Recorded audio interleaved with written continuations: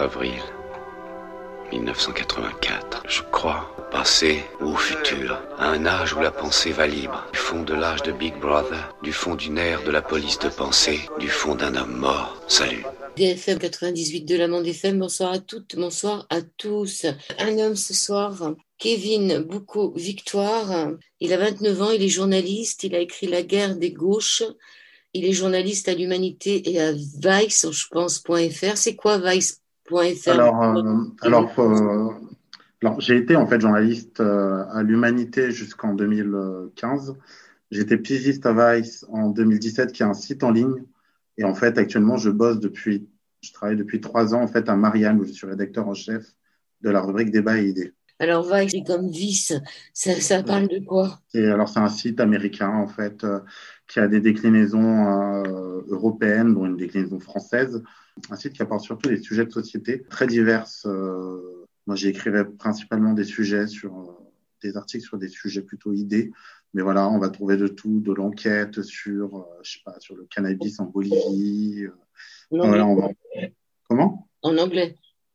Là, c'est en français, puisque Vice.fr, c'est la déclinaison française du site américain. Ok, Voilà. vous êtes aussi cofondateur de la revue Le Comptoir, une revue d'inspiration socialiste et s'inscrivant dans le sillage de George Orwell. On va en parler de George Orwell et vous êtes membre de la rédaction de Limite. Limite, c'est un journal. C'est une revue trimestrielle, donc qui sort tous les 3 mois, d'écologie intégrale. L'écologie intégrale étant une notion défendue notamment par le pape, qui défend autant l'écologie que l'idée que tout est lié, c'est-à-dire les problèmes économiques, écologiques, sociétaux, finalement, procèdent tous de la même crise. Alors là, on va parler d'un livre publié aux éditions Vraiment Alternatif. C'est un tout petit livre, genre format de poche, un petit peu plus large, qui s'appelle George Orwell, écrivain des gens ordinaires. Donc de vous, Kevin Boucaud-Victoire. Pourquoi vous avez voulu écrire sur George Orwell? Déjà parce que mon ami éditeur Paul Picaretta me l'a demandé, c'est déjà une bonne raison. En fait, il lançait une collection, donc la collection Vraiment Alternatif, qui est une collection sur des auteurs de petits livres et on va dire particuliers, c'est-à-dire à la fois radicaux dans leur critique de la société, mais aussi souvent inclassables, donc ils peuvent être de gauche comme de droite, mais qui font souvent un pas de côté par rapport à leur famille politique, qui sont aussi souvent des précurseurs de l'écologie. Et voilà, il voulait lancer cette collection. Il m'a demandé sur George Orwell, qui correspond très bien à cette définition que je viens de vous donner, et qui se trouve être en plus effectivement mon écrivain préféré. Donc je l'ai aussi écrit de bon cœur. Et l'idée qui a surtout accompagné la rédaction de ce livre, c'est que tout le monde connaît George Orwell, tout le monde ou presque, mais peu de gens connaissent vraiment le vrai George Orwell, c'est-à-dire on s'arrête souvent à ces 2 derniers chefs-d'œuvre qui sont de grands succès commerciaux, qui sont La ferme des animaux et 1984, mais on oublie que George Orwell en fait a écrit pendant 20 ou 25 ans avant ces livres et a des positions en fait très tranchées ou très importantes sur divers sujets, et donc ça ne s'arrête pas non plus qu'à l'antitotalitarisme. Alors, il est décédé en 50. C'était pas son vrai nom. Non, il s'appelait Eric Arthur Blair, effectivement. Jamais d'actualité. On va peut-être un peu parler de lui avant de parler de son œuvre. Donc, il est né aux Indes. Il est né en 1903, donc aux Indes. Il est fils en fait d'un fonctionnaire, de l'Empire colonial. Son père appartient à la classe moyenne supérieure, mais au bas de la classe moyenne supérieure. Donc, il est né aux Indes. Il est issu d'une fratrie de 3 enfants. Il a une grande sœur et une petite sœur, Avril et Marjorie. Mais très vite, il revient en Angleterre avec sa famille, donc très jeune, et ensuite fréquente l'école, ce qu'on appelle la public school, ce qui est en fait une école privée, Saint-Cyprien, où il est pensionnaire et aussi boursier, bien que issu d'une famille favorisée, il est le plus pauvre de son école. Il décrira ça un peu plus tard comme un atroce cauchemar, cette expérience à Saint-Cyprien où il est méprisé tant par les élèves que par les profs qui lui rappellent souvent qu'il ne doit sa présence là qu'à sa bourse. Il s'y fait quand même des amis comme Cyril Connelly, qui restera un de ses meilleurs amis jusqu'à la fin de ses jours. Et bon élève, il rejoint ensuite le collège et lycée d'Eton, donc, qui est un collège fréquenté par quasiment toute l'élite anglaise. Hein. Bien plus tard, par exemple, son homonyme, Tony Blair, Premier ministre anglais dans les années 90, dans les années 90 et 2000, a fréquenté Eton. Donc, il a comme prof d'anglais Huxley, le célèbre romancier qui a écrit Les mers des mondes. Mais là, Orwell, en fait, est plutôt un mauvais élève. Il se détourne un peu de l'école, il préfère jouer au foot, écrire des poèmes qui ne sont pas très bons, tenter d'écrire des romans qui sont tout aussi mauvais. Et une fois le bac en poche, en fait, il arrête là ses études et rejoint la Birmanie, où il travaille pour l'empire colonial, comme a pu le faire son père. Et là, c'est une grande désillusion pour lui, parce qu'il se rend compte, en fait, que les Anglais se comportent mal là-bas, que l'empire colonial est violent et tyrannique. Il finit par démissionner. Et c'est là qu'il prend conscience, en fait, des injustices et des violences dans ce monde. Et comme il le dit lui-même, à ce moment-là, il ramène tout à une théorie assez simple qui est l'oppresseur a toujours tort et l'opprimé a toujours raison. L'idée sur laquelle il viendra. Mais en tout cas, à ce moment-là, son combat devient celui contre toute forme d'oppression et contre toute forme d'injustice. On revient un peu sur son passage aux Indes. Son père n'était pas forcément présent. Hein. Son père, on peut dire qu'il était fonctionnaire de l'administration des Indes, chargé de la régie de l'opium. Je trouve ça assez fou. Est-ce que vous pensez qu'il y a touché à l'opium, George Orwell ou Arthur Blair? Alors là-dessus, on n'a pas forcément on n'a pas d'indice en tout cas qui ferait penser. Surtout que son père est très absent, mais il quitte les Indes assez jeune, Orwell.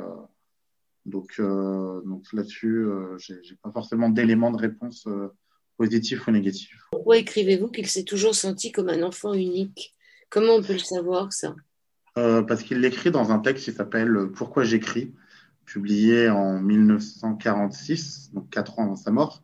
Et en fait, dans ce texte, il explique que comme il était au milieu dans une fratrie donc de 3 enfants avec une sœur aînée qui a 50 plus et une sœur aînée qui a 50 moins, il s'est effectivement toujours senti comme un enfant unique, trop jeune pour jouer avec sa sœur aînée et trop vieux pour jouer avec sa petite sœur.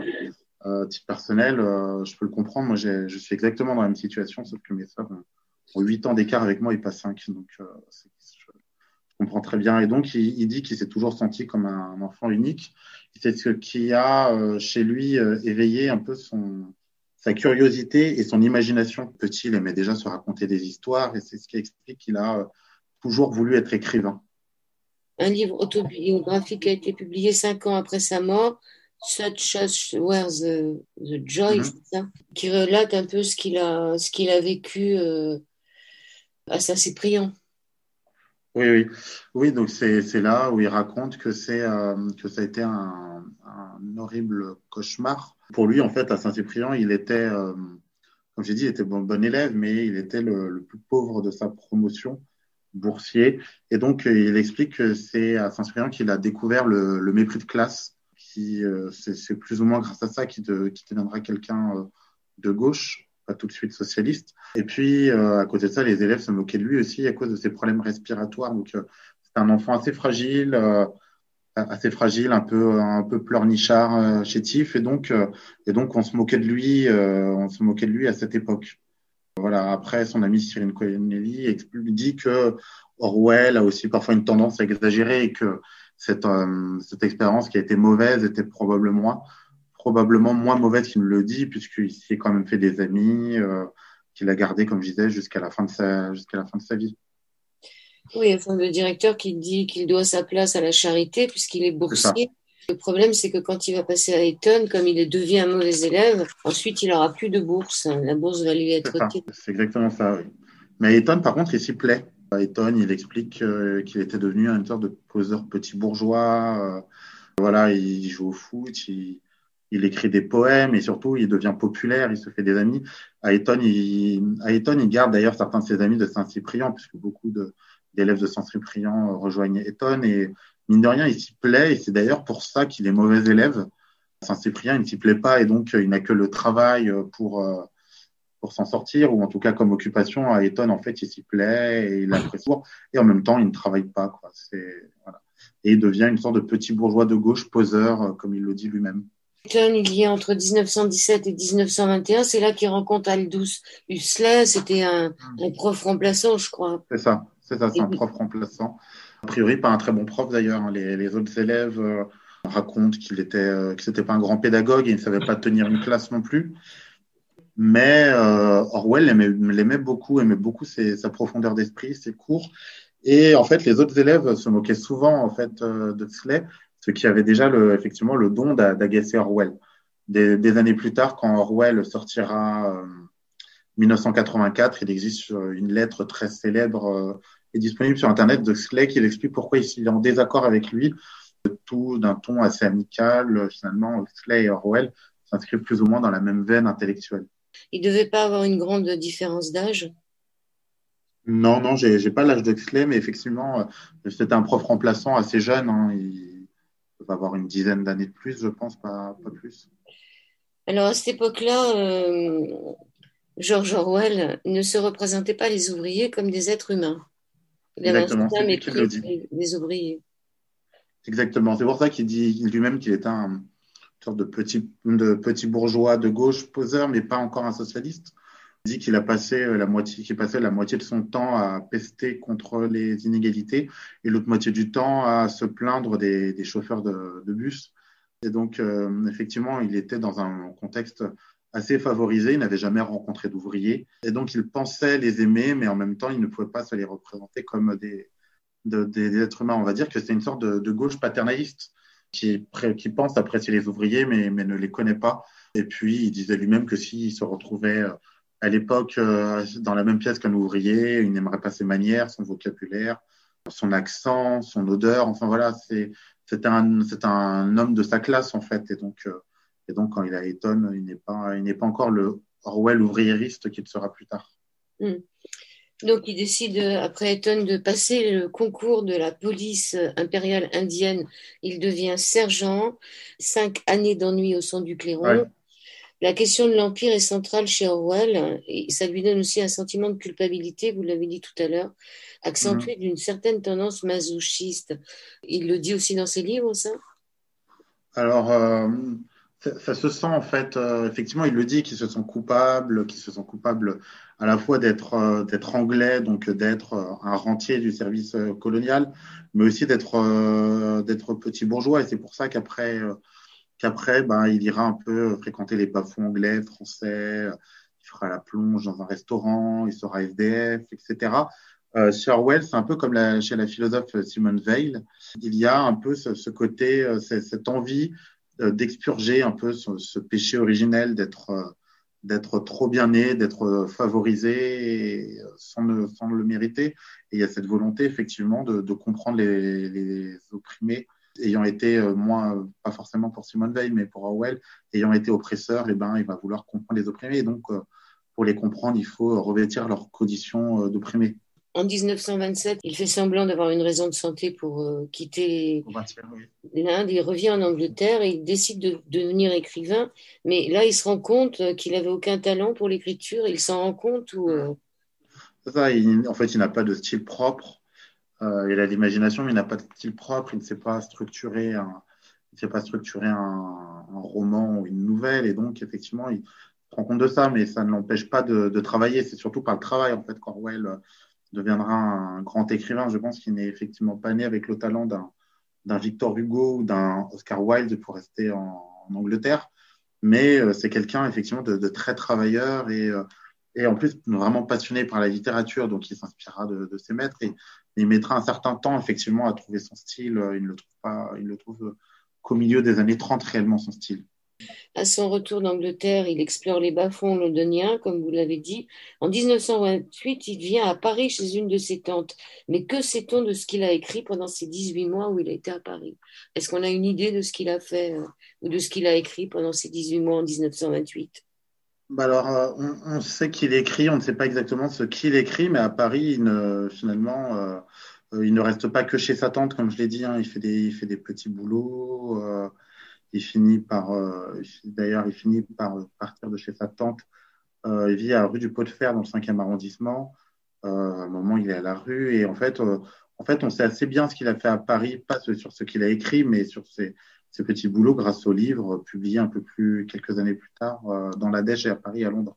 Dans la Dèche à Paris et à Londres en 1933, le clochard il a été clochard. Ça n'a peut-être pas duré longtemps quand même. Non, ça dure pas longtemps, mais il l'est à un moment, donc il sait ce que ça fait. Et puis voilà, il vit dans une chambre de bonne. À un moment, il est dans un dortoir. Enfin voilà, il est dans une sorte de foyer où ils sont à plusieurs. Et il a des petits boulots.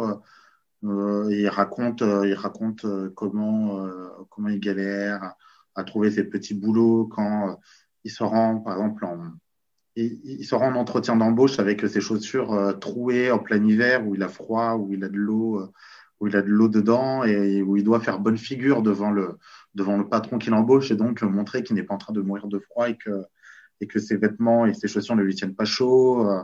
Voilà, et donc c'est une expérience qu'il n'oubliera jamais. Et c'est un livre assez intéressant. Sur le plan littéraire, c'est pas un grand livre, mais voilà, c'est, on va dire, les débuts de George Orwell, effectivement, en tant qu'écrivain, oui. Mais la ferme des animaux parle un peu de cette période-là aussi. La ferme des animaux, pour le coup, est un de ses romans les moins autobiographiques. La ferme des animaux parle surtout, en fait, de l'URSS, parle plus ou moins de l'URSS avec les cochons qui représentent, en fait, les soviétiques, qui représentent d'abord Marx pour le vieux cochon qui meurt au début, puis Lénine, Staline et Trotsky qui font la révolution et prennent le pouvoir, quoi. Ce qui inspire dans sa vie, en fait, la ferme des animaux, c'est un peu plus tard l'expérience en Catalogne entre 36 et 37. Donc à Paris, il dit qu'il a conscience d'avoir tout au plus soulevé un coin du voile dont se couvre la misère. Deuxième Oui, partie de cet au-delà du miroir sur l'antenne d'IDFM sur le 98 de la bande FM, IDFM 98.fr sur toute la planète Terre et nous parlons de George Orwell, un écrivain des gens ordinaires avec Kevin Boucault-Victoire. Tout ceci par Zoom. Il trouve un emploi de libraire ensuite quand il revient à Londres. Il rencontre sa femme, une Irlandaise, qu'il épouse en hum. 1936. C'était qui cette femme? C'est une Irlandaise issue de la classe moyenne, Hélène. Ce sera un appui, malheureusement pas tout au long de sa vie, puisqu'elle meurt. Elle meurt dans les années 40 et il se remarie ensuite avec une Sonia. Ils n'ont jamais d'enfant avec Hélène. Le seul enfant d'Orwell qui aujourd'hui est encore en vie, en fait, est un enfant adoptif qu'il adopte quand il est avec Sonia. Et donc, voilà, c'est une épouse qui partage plus ou moins ses idées, contrairement à la deuxième, qui partage ses idées sur le socialisme, le capitalisme, etc. Qui le suivra ensuite en Espagne et qui reviendra avec lui en Angleterre et qui sera auprès de lui pendant sa maladie aussi. On parlera peut-être après quand il s'isolera à Marrakech fin des années 30. Voilà, donc il l'épouse en 1936 et en 1938, il a la mauvaise surprise de voir qu'il a la tuberculose. C'est ça, il a la tuberculose et donc c'est la seule année la seule année de sa vie où il n'écrit pas de livre puisque il se met au vert, il va au Maroc avec sa femme et voilà, et donc c'est la tuberculose qui le tuera en fait 12 ans plus tard. Ouais. En 1943, il quitte la radio. Il était aussi, donc il travaillait sur une radio aussi.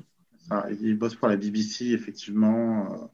Il bosse pour la BBC. Il écrit aussi dans un magazine. Il est aussi rédacteur en chef culture d'un magazine et en fait pendant cette période, c'est surtout la période du coup de la Seconde Guerre mondiale dans laquelle il aurait aimé s'engager, mais à cause de sa maladie, il ne peut pas. Il est home guard au Royaume-Uni et donc sa principale activité finalement est d'écrire et de faire de la radio à la fois pour diffuser des idées puisqu'il est de ceux qui pensent qu'on ne peut pas vaincre le nazisme et le fascisme en régime capitaliste et donc il faut et que l'Angleterre devra faire une révolution sociale et il se bat pour cette révolution sociale, mais aussi voilà, c'est aussi par patriotisme et donc il diffuse aussi des idées patriotes pendant ces années-là. Et il passe ensuite à la Tribune, de C'est Tribune. ça. Ouais, c'est ça. C'est là où il est rédacteur en chef culture et voilà, il écrit, il fait à la fois des chroniques de livres, mais pas que, aussi des articles sur la vie quotidienne, des articles un peu plus politiques, polémiques, etc. Il a quelques difficultés avec Aragon, pourtant on pourrait sembler qu'ils ont un peu les mêmes idées, surtout Aragon. Et non, ça passe pas avec Aragon. Alors, ils ont quand même un gros point de divergence, c'est que Orwell déteste les communistes au sens stalinien du terme, Mm. alors qu'Aragon voilà, était proche et membre du Parti communiste français. Donc, effectivement, il y a quand même une énorme divergence. Oui, on a oublié de parler qu'il était parti justement en Catalogne Ouais, c'est ça. faire. Après le quai de Vigan. Ouais, Ouais.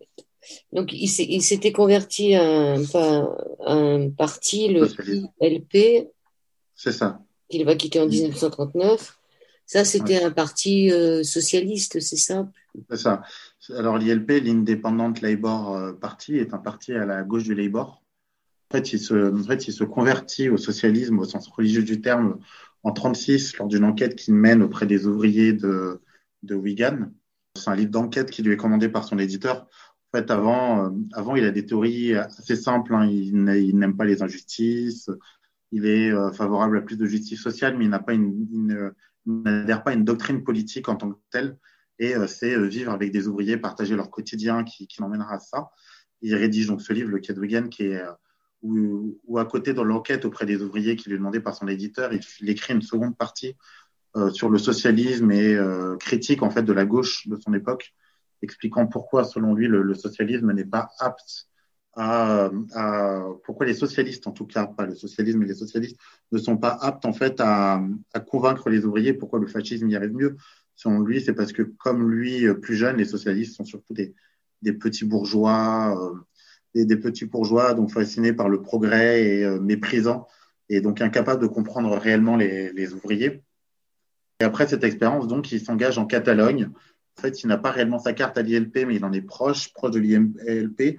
L'ILP, en fait, lui donne une sorte de certificat qui lui permet de rejoindre la Catalogne, qui à l'époque est en pleine guerre civile entre les franquistes et le camp républicain. Et étant proche de l'ILP, il atterrit au POUM, le Parti ouvrier d'unification marxiste, qui est un parti donc ouvrier et communiste, mais non stalinien, fondé par un ancien trotskiste, qui en fait aurait préféré être du côté des anarchistes, dont le POUM est proche, mais voilà, comme il était proche de l'ILP, en fait, les choses se sont faites avec le POUM et pas avec les anarchistes. Et sur place, il est émerveillé, il voit une vraie révolution sociale se faire sous ses yeux, avec des terres qui sont collectivisées, des usines autogérées, etc. Cette révolution est principalement le fait des anarchistes appuyés par le POUM, mais les choses basculent puisque le Parti communiste espagnol, donc Parti communiste proche de Staline, en fait, déclare les anarchistes et le POUM illégal et les traque. Et finalement, Orwell finit par quitter l'Espagne, poursuivi non pas par les fascistes, avec une balle à la gorge, là qui provenait effectivement du camp fasciste, mais poursuivi en fait par les communistes. Il rejoint la France puis l'Angleterre et décide en fait d'écrire sur cette expérience. Et là, se rend compte que dans les journaux anglais, en fait, la vérité est présente nulle part. On raconte des batailles qui n'ont jamais eu lieu, on vante des grands hommes qui n'en étaient pas, et des choses importantes ne sont pas racontées. Et c'est ce qui lui donnera en fait l'intuition du totalitarisme, qui est pour lui en fait le fait d'effacer totalement la vérité. En fait, les communistes staliniens avaient réussi à effacer la vérité et à réécrire la leur. Et donc Orwell en fait tentera de restituer la vérité dans deux ouvrages, dont Hommage à la Catalogne, qui est l'un de ses principaux ouvrages, et qui sera un flop en fait à sa sortie quand il meurt 11 ans après la sortie de ce livre. Les quelques milliers d'exemplaires qui avaient été imprimés en fait ne sont pas écoulés, sont même écoulés qu'à moitié. Et voilà, ce sera d'abord un flop. 70 ans plus tard, c'est un best-seller, mais à l'époque, non. Et d'ailleurs, à l'époque, il a beaucoup de mal à le publier parce que les communistes, les staliniens, en fait, tiennent beaucoup de lieux, enfin, tiennent des maisons d'édition et le monde culturel en Angleterre. Oui, c'est la vérité qui l'anime, même si elle gêne son propre camp. Et justement, personne ne parle de ce qui se passait avec le POUM, là, c'est-à-dire de ces espèces de communautés qui se créaient sans avoir besoin des autres. Vous pouvez en parler un peu de ces communautés Ouais.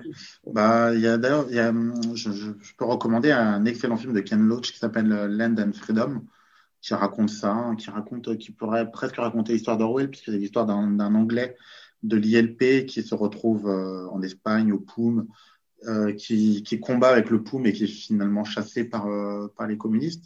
Et donc, sur certaines parties en Catalogne, donc des terres sont collectivisées, donc elles sont reprises aux grands propriétaires agraires. Les usines sont reprises aux patrons. Elles tournent en fait en autogestion, donc il n'y a plus de propriétaires de ces usines. Ce sont les ouvriers eux-mêmes qui sont propriétaires en fait des usines et des moyens de production, et ça marche. Et c'est là que en fait Orwell explique qu'avant, avant, il croyait au socialisme. Il avait foi dans le socialisme et ne l'avait jamais vu. Grâce à ce qu'il voit en Catalogne, il comprend que ça existe, ça peut marcher. Il y a certains endroits où la monnaie elle-même est abolie. Donc, en fait, les choses sont autogérées et on vit du troc. Et donc, on obtient ce dont on a besoin, la nourriture, etc., en les changeant, en travaillant soi-même pour produire autre chose. Et donc, voilà, ça se fait effectivement. L'autogestion n'est possible qu'à petite échelle. Et donc, ce sont des petites communautés qui font ça. Voilà, des petites communautés principalement anarchistes, mais aussi du POUM, qui est un parti un peu plus, qui est un petit parti en fait. Voilà, et donc Orwell voit tout ça, oui. Cette facilité qu'ont les médias de changer les choses, on le retrouve beaucoup dans 1984, hein, puisque son héros passe son temps à refaire l'histoire. Enfin, l'histoire qui a été effacée, a essayé de reconstituer un langage aussi, puisque le langage lui-même est aboli, enfin, est effacé dans 1984 avec la novlangue, qui est une langue qui appauvrit le langage. Et cet appauvrissement a pour but, en fait, d'empêcher de penser, puisqu'on n'aura même plus les mots qu'on mettre pour définir notre pensée. Donc, effectivement, tout ça est visible en 1984, oui. Alors, est-ce qu'on peut dire de lui qu'il était un anarchiste conservateur? Alors, c'est un grand débat chez les Orwelliens. Lui a utilisé le terme pour se décrire une fois, quand il était assez jeune, quand il n'était pas encore socialiste, mais qui s'opposait aux injustices. Il ne le réutilise plus pour lui à partir de 1936, il ne se dit plus que socialiste, pardon. Il l'utilise pour décrire un écrivain qu'il admire, Jonathan Swift, connu pour les contes de Gulliver. Et en fait, dit de Jonathan Swift que c'est un écrivain qui déteste toute forme de hiérarchie, qui est conservateur et qui est méprisant à l'égard du peuple. Et donc, le décrit comme un anarchiste conservateur, un anarchiste Tory. Pourquoi ça fait débat chez les Orwelliens? L'un des Orwelliens les plus importants, selon moi, Jean-Jacques Rosa, qui est philosophe, qui a été directeur de collection chez Agone et qui a fait traduire et publier beaucoup de livres d'Orwell ou sur Orwell, explique que Orwell n'était ni anarchiste au sens premier du terme, puisqu'il n'était pas favorable à l'abolition de l'État, et n'était pas non plus conservateur parce qu'il le croyait en une forme d'amélioration des choses. C'est à quoi lui répondent Simon Leys, donc biographe belge d'Orwell, et Jean-Claude Michéa, philosophe qui a beaucoup contribué à diffuser la pensée d'Orwell. C'est que certes, Orwell, d'un point de vue philosophique, n'était pas anarchiste conservateur, mais il en avait le tempérament. C'est-à-dire qu'en fait, il avait son tempérament alliait trois choses qui étaient un refus des hiérarchies, ensuite un refus des injustices et en même temps, effectivement, une forme de tempérament conservateur, estimant qu'il ne faut pas faire table rase du passé, mais que la révolution doit se faire à partir des choses qui existent déjà, en fait, que dans les traditions, il y a du bon. D'ailleurs, Orwell était très patriote, il croit fermement que les traditions anglaises sont les meilleures, même s'il sait que ce n'est pas forcément vrai et qu'il ne veut pas les imposer aux autres. Mais il défend un mode de vie anglais, il adore la nourriture anglaise, ce qui est pour moi une faute de goût, mais bon, voilà, il passe son temps à fustiger les élites un peu progressistes anglaises qui ne vivent que pour la nourriture française, ce que je peux comprendre aisément. Et voilà, donc Orwell, effectivement, a ce tempérament qui allie une forme de progressisme et une forme d'anarchisme sans être totalement ni anarchiste ni progressiste. On peut ajouter à autre chose, c'est la méfiance à l'égard du progrès technique d'Orwell. Et des machines. Et des machines, exactement. Il dit que le progrès, la pente naturelle du progrès nous transformer en quelque chose qui ressemblerait vaguement au cerveau qui tiendrait dans un bocal. Il l'écrit dans Le Quai de Wigan, au chapitre 12. Il explique aussi que en fait, le progrès technique est en train de nous déshumaniser, effectivement, alors que l'homme n'est pas qu'un qu'un estomac sur pattes, il a aussi besoin de se réaliser, de réaliser des choses manuelles de ses mains. Il explique aussi que les machines détruisent certains savoirs. Par exemple, que n'importe quel idiot pourrait conduire une voiture, mais qu'à cause de la voiture, on n'est plus capable de monter à cheval, par exemple, qui est quelque chose d'un peu plus noble. Donc, pour elle, rapprocher d'une forme de conservatisme. Que le passage du cheval à l'automobile, c'est un amollissement du genre humain. Oui. Et il dit aussi qu'il a pu écrire dans 1984 que le progrès dans notre monde sera le progrès vers plus de souffrance. Oui, exactement. Il dit aussi que c'est impossible de retourner en arrière. Oui, oui, en même temps, il pense qu'il est impossible de retourner en arrière parce qu'on s'accoutume à la machine.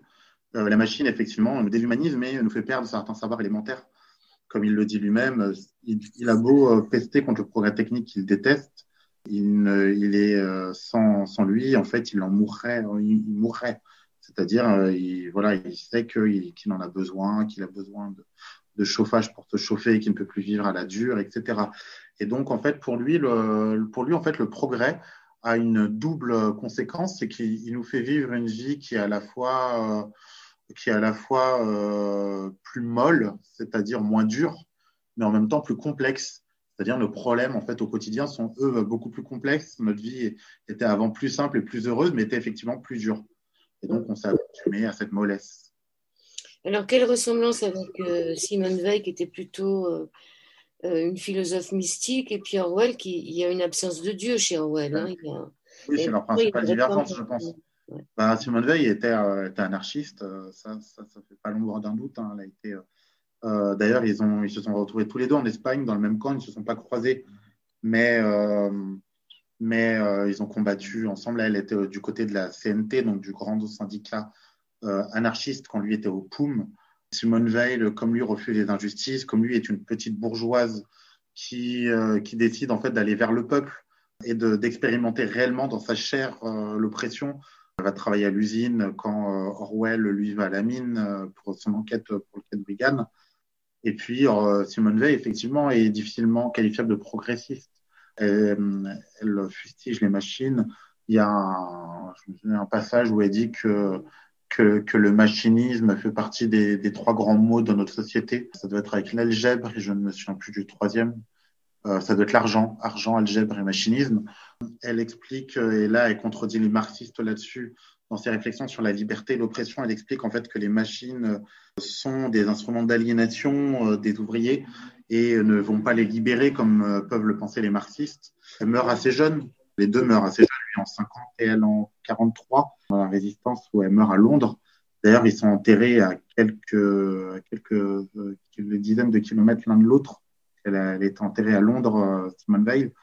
Et d'ailleurs, c'est marrant, c'est que le premier biographe anglais de Simone Veil, Richard Rhys, était un ami intime d'Orwell. Donc ça ne veut pas forcément dire qu'ils étaient exactement pareils, mais voilà, le passage d'un l'un à l'autre est assez aisé. Et c'est pas pour rien que le quatrième livre de cette collection de vraiment alternatifs est dédié à Simone Veil. Alors, Orwell était un intellectuel marginal, mais pas isolé. On le compare à Georges Bernanos. En quoi on peut le comparer? Alors, outre leur prénom, ils ont surtout quelque chose. C'est des Georges. Oui, pas écrit exactement de la même manière, puisque en anglais, il n'y a pas le S. Ouais. Mais voilà, ce sont des gens en fait qui détonnent dans leur camp. Orwell est un homme de gauche qui n'a pas arrêté de fustiger la gauche. Bernanos, c'est un peu pareil. Il quitte l'Action française, il attaque de manière virulente Maurras. Ensuite, il va en Espagne, mais dans le camp adverse. Il est côté franquiste, mais il se rend compte des dérives du franquisme et de l'injustice du franquisme et s'en va et écrit Les Grands Cimetières sous la Lune, où il dénonce le franquisme et il dénonce toute la droite de son temps. Donc déjà, ils ont ça en commun. Bernanos est un homme de droite qui n'aime pas la droite ou qui s'insurge contre la bêtise des gens de son camp. Et Orwell est un homme de gauche qui s'insurge contre la bêtise des gens de gauche. Hein. Orwell écrit que ce qu'il reproche le plus à la gauche, notamment à ses intellectuels, c'est leur ignorance crasse des choses de la réalité. Et un autre point sur lequel ils se rejoignent et sur laquelle ils rejoignent aussi Simone Veil, c'est la critique du progrès et du machinisme. C'est très présent dans l'un des derniers livres de Bernanos, peut-être le dernier de son vivant, qui est un de ses testaments politiques, La France contre les robots, où il explique que le machinisme, en fait, à terme, risque de détruire l'âme française, où il s'en prend à la modernité, où il dit qu'on ne comprend rien à la modernité si on n'accepte pas l'idée que c'est une vaste conspiration contre toute espèce de forme de vie intérieure. Ils ont tout ça en commun, et puis Georges Bernanos, on peut dire, appartient à une forme de droite antilibérale. Jeune, il était au Cercle Proudhon, donc qui rassemblait des nationalistes monarchistes et des anarchistes. Et de cette période, il dit d'ailleurs que à l'époque, il formulait des vœux pieux sur le syndicalisme et préférait encore l'avènement de la dictature du prolétariat à l'avènement de la classe bourgeoise. Donc voilà, il a ce côté social, populaire et anti-bourgeois que possède aussi Orwell. Oui. Orwell s'intéresse aux antistaliniens de gauche, aux anarchistes, mais aussi aux pessimistes. C'était qui les pessimistes à l'époque? Alors, les pessimistes, c'était probablement quelqu'un comme Huxley qui était assez pessimiste, quelqu'un comme Chesterton, même si Chesterton est un homme plein de vie et plein d'humour. D'ailleurs, Orwell a été qualifié de Chesterton de gauche, puisque dans le journalisme, Chesterton est l'un des premiers à l'avoir aidé. Ce sont tous ces gens qui ont compris en fait, ils étaient en train de vivre la fin d'un monde, le début d'un nouveau monde du coup, mais la fin d'un monde et qu'ils le déplorent ou le regrettent. Orwell dit qu'il y a 4 raisons d'écrire qui existent à différents degrés chez l'être humain. On les dit ou on laisse les lecteurs les découvrir dans le livre? On peut les dire. On les dit, allez. L'égoïsme. Exactement, l'égoïsme ou l'envie, comme il dit, de prendre sa revanche vis-à-vis des adultes qui nous ont maltraités plus jeunes. Je pense que là, il parle vraiment pour lui et il dit que tout écrivain, en fait, tout écrivain est animé par l'égoïsme, par l'envie de montrer qu'il est le meilleur. De laisser des traces aussi. Évidemment, de laisser des traces de lui. Il y a ensuite le désir historique, qui est donc de vouloir retracer en fait des éléments historiques, comme l'a pu le faire Orwell avec Hommage à la Catalogne sur l'Espagne. Il y a l'esthétisme. Comme il le dit lui-même, il lui aurait été impossible d'écrire une ligne si ce n'était pas d'abord une expérience esthétique. Il dit même qu'il a voulu faire de l'écriture politique un art. Et puis la visée politique, c'est-à-dire l'envie de défendre des idées. Et ce qui est marrant chez Orwell, c'est que c'était au début plutôt l'esthétisme et l'égoïsme en fait qui l'ont poussé à devenir écrivain. Et finalement, les 4 se retrouvent très bien chez lui. Et, la visée politique devient même première. 3e partie, dernière partie, c'est Au-delà du miroir sur l'antenne d'IDFM avec Kevin Boucaud. Victoire, nous parlons de George Orwell, écrivain des gens ordinaires. Ce livre s'appuie sur un article Orwell et le socialisme des gens ordinaires publié en janvier 2015 sur le site Le Comptoir, mais aussi sur une conférence organisée par la revue Limite en février 2016. Orwell, écrivain des gens ordinaires.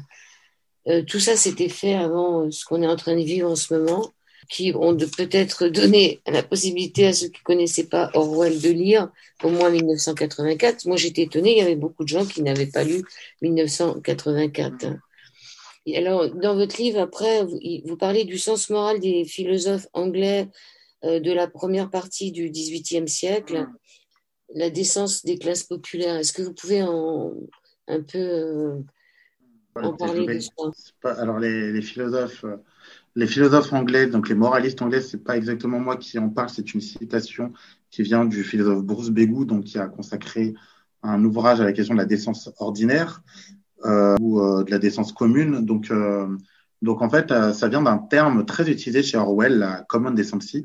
Il en parle vraiment de la common decency de l'homme ordinaire ou de l'ouvrier. Il en parle pendant quasiment 14 ans à peu près, à partir du quai de Vigan jusqu'à la fin. Et sans jamais vraiment la définir. Et donc, en fait, ce sont des philosophes orwelliens qui se sont amusés à essayer de la définir. Bruce Begou en a consacré un essai et Michéa en parle dans à peu près tous ses essais. Alors, pour Begou, il s'agit d'abord d'une notion en fait morale, effectivement, et anarchiste mais au sens premier du terme, c'est-à-dire qu'il s'oppose à toute forme de politique. Et pour Bruce Begou, c'est effectivement une forme de moralisme philosophique, c'est-à-dire c'est quelque chose qui part du postulat qu'il est impossible de défendre des idées sans partir avant d'un certain sens moral, sans partir d'un certain sens moral.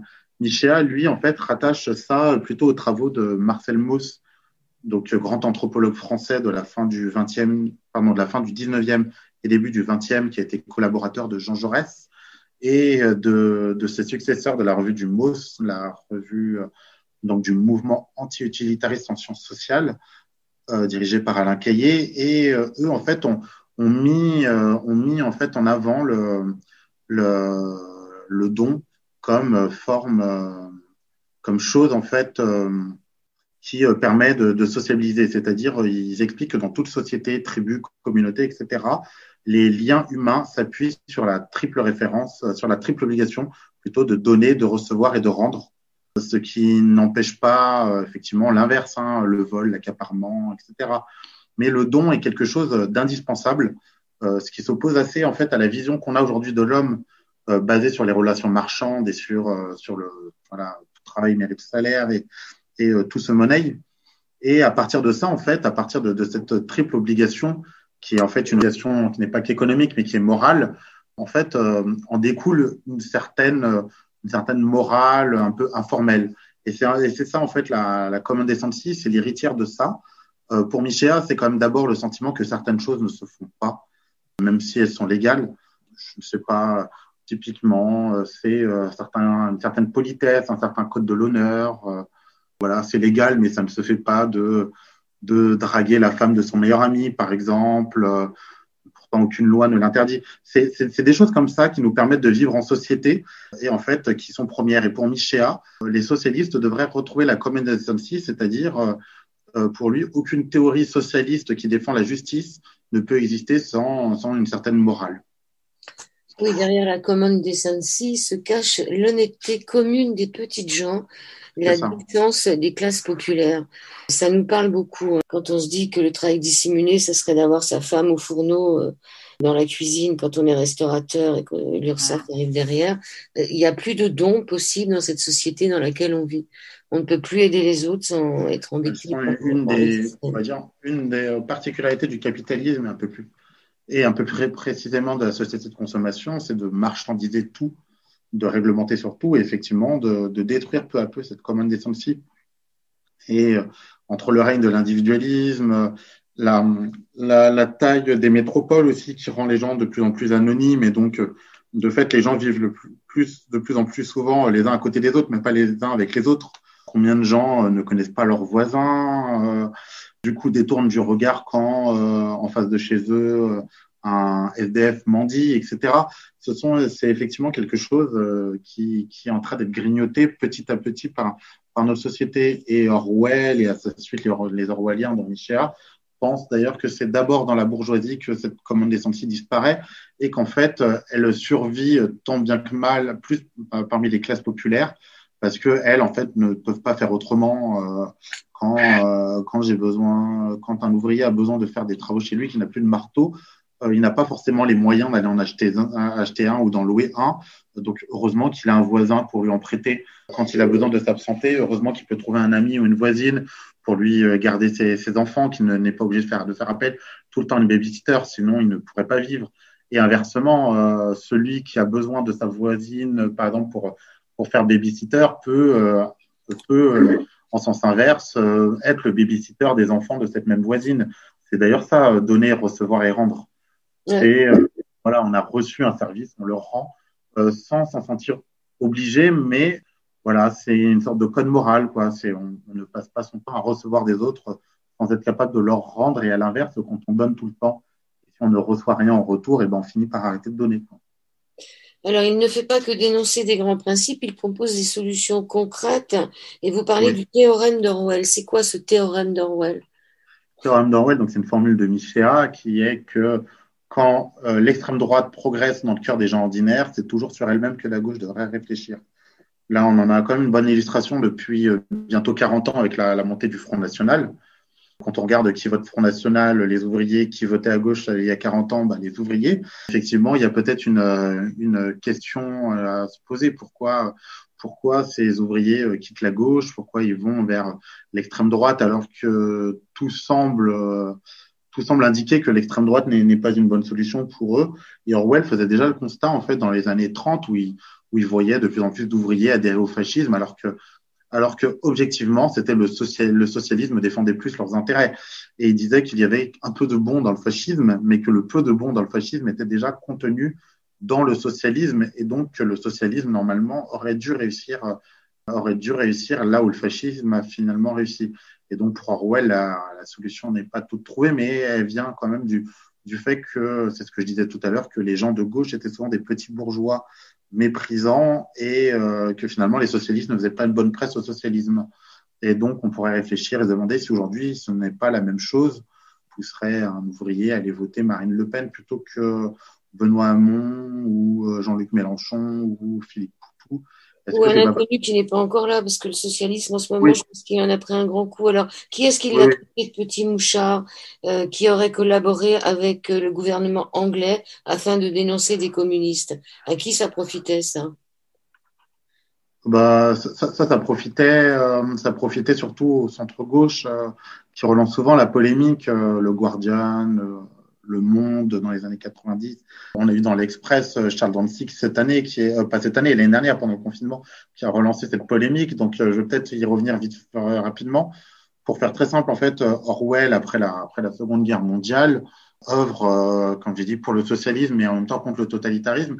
Une de ses meilleures amies, qui se prénomme Celia et dont j'ai oublié le nom, qui travaillait pour le gouvernement anglais, gouvernement travailliste. Il faut rappeler que ce sont les travaillistes qui prennent le pouvoir à ce moment, après la Seconde Guerre mondiale, travailliste pour lequel George Orwell a voté, vient le voir un jour et lui dit que le gouvernement aimerait promouvoir des intellectuels de gauche, anti-totalitaires, non stalinien. Donc Orwell lui donne 2 listes, une liste d'intellectuels à contacter, et puis une d'intellectuels à ne surtout pas contacter, parce que ce serait soit des communistes, soit des crypto-communistes. Dedans, on y trouve Charlie Chaplin, donc intellectuel et artiste. On y trouve Charlie Chaplin, qui pour Orwell, en fait, est pas un communiste, mais un crypto-communiste. Et et finalement, cette liste finit par être retrouvée, et donc on dit qu'Orwell aurait dénoncé des communistes. Si on regarde les choses d'un peu plus près, alors cette liste déjà n'a jamais été cachée. Orwell n'a jamais caché avoir donné cette liste, et son principal biographe, Bernard Crick, dans sa biographie, en parlait déjà dans les années 50, donc c'est pas non plus quelque chose qui était caché.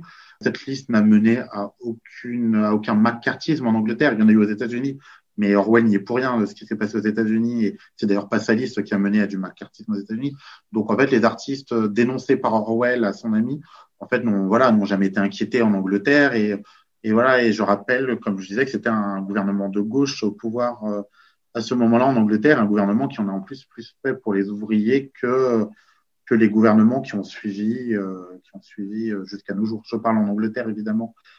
Alors, qu'est-ce qu'il dirait s'il était là en 2021, notre fameux Eric Arthur Blair, dit George Orwell, qu'est-ce qu'il dirait de ce qu'on... Je pense déjà qu'il serait assez horrifié de ce qui se passe, du confinement. Lui qui aimait la liberté, qui aimait la nature, être confiné, je pense qu'il serait assez horrifié. Lui qui aimait aussi les relations sociales. Il avait énormément d'amis qui ne pensaient pas forcément comme lui, qui pouvaient être de gauche, de droite, etc. Il y a de ça, il y a le recul sur les libertés. Je pense qu'il serait pas.